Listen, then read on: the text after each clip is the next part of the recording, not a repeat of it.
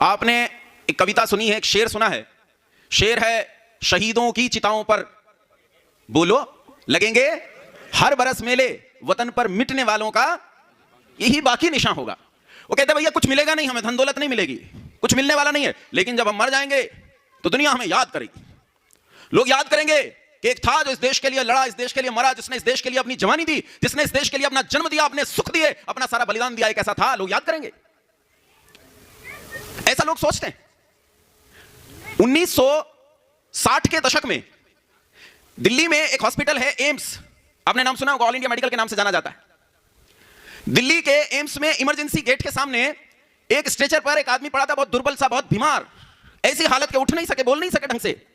उसके साथ 2 स्त्रियां थी और वो लोग हॉस्पिटल के सामने हाथ जोड़ रहे थे, हॉस्पिटल के लोगों से प्रार्थनाएं कर रहे थे, विनतियां कर रहे थे कि हमें भर्ती कर लो, ये बहुत खराब कंडीशन में मर जाएंगे, इनकी जान बचाओ। वो हाथ जोड़ रहे थे और उन्हें घंटों इसी तरह मिन्नतें करते हो गए, लेकिन अस्पताल उन्हें भर्ती करने के लिए तैयार नहीं था। वो जो आदमी स्ट्रेचर पर पड़ा था, इसका एक पत्रकार मित्र इसके पास आया और इतनी भयानक स्थिति में जब इस आदमी को रोना चाहिए था, इस पत्रकार मित्र को देखकर इस स्ट्रेचर पर पड़े आदमी की हंसी छूट गई। वो पत्रकार मित्र जो इसे बार बार बट्टू कहकर पुकार रहा था, उसने इससे कहा कि बट्टू तू हंस क्यों रहा है, हंसी का तो समय नहीं है। तो इस स्ट्रेचर पर पड़े हुए आदमी ने कहा कि मुझे आज ये सोचकर आश्चर्य हो रहा है कि एक बार 1920 के दशक में मैं इस दिल्ली में आया था। यह दिल्ली तब अंग्रेजों की गुलाम थी, तब दुनिया की सबसे ताकतवर हुकूमत इस दिल्ली पर शासन करती थी। लेकिन जब 1920 के दशक में मैं इस दिल्ली में आया था तो मेरे नाम से यह दिल्ली कांप उठी थी, बटुकेश्वर दत्त के नाम से इस दिल्ली का पत्ता पत्ता कांप उठा था जब मैंने असेंबली में बम फेंका था। पूरी दुनिया में लोग बटुकेश्वर दत्त को जान गए थे। मैंने इस देश के लिए शहादत नहीं दी, मेरे इतने सारे मित्रों और भाइयों ने इस देश के लिए बलिदान दिया है, वो मर गए। मुझे रोना तो इस बात पर आता है कि मैं उनके साथ नहीं मरा, और हंसी इस बात पर आ रही है क्या यही दिन देखने के लिए मैंने अपने जीवन को कुर्बान किया।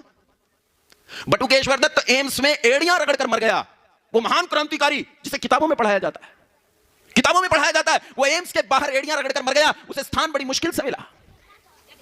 बिहार में उसे टीबी हो जाने पर किसी हॉस्पिटल के बाहर एड़ियां रगड़ते हुए किसी एक व्यक्ति ने देखा और उसने इस बात को इधर उधर कहा 2-4 जगह, पंजाब के मुख्यमंत्री तक ये बात गई, पंजाब के मुख्यमंत्री ने पत्र लिखा और बड़ी मुश्किल से उस आदमी को इलाज मुहैया हुआ।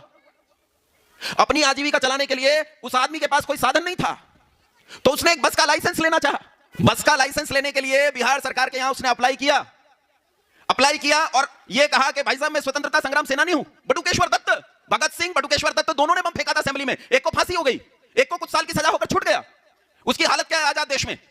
बिहार में वो बस का लाइसेंस मांग रहा है और आरटीओ का बाबू उससे कह रहा है कि पहले ये साबित करो कि तुम बटुकेश्वर दत्त हो।